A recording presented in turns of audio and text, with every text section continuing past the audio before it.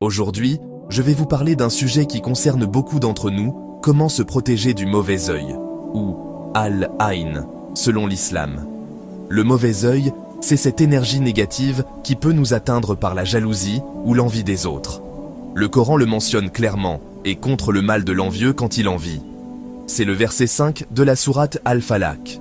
Alors, quel verset réciter pour se protéger? Premièrement, il y a la Ruqya avec sourate Al-Fatiha, la mère du Coran, qu'on peut réciter pour demander la guérison et la protection. Ensuite, Ayat al-Kursi, le verset 255 de la sourate Al-Baqarah, est un pilier de la protection quotidienne. N'oublie pas non plus les 3 dernières sourates du Coran Al-Ikhlas, Al-Falaq et An-Nas. On les appelle les Mu'awwidatayn. Elles protègent du mauvais œil, du mal et de la sorcellerie.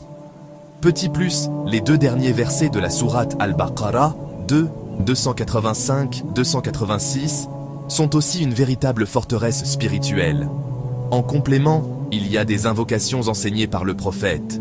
Par exemple, « Au nom d'Allah, par son nom rien ne peut nuire, ni sur terre, ni au ciel », à dire 3 fois, matin et soir. Et la célèbre invocation que Jibril a apprise au prophète pour protéger ses petits-fils, tu peux l'adapter pour toi ou tes proches. Comment faire concrètement? Récite ces versets sur toi-même, sur de l'eau, pour boire ou te laver, ou même en massant avec de l'huile ou du miel. Tout cela reste licite si tu suis la tradition prophétique.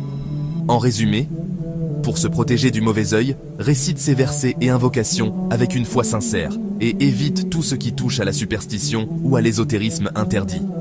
Garde confiance en Allah, car c'est lui le protecteur ultime.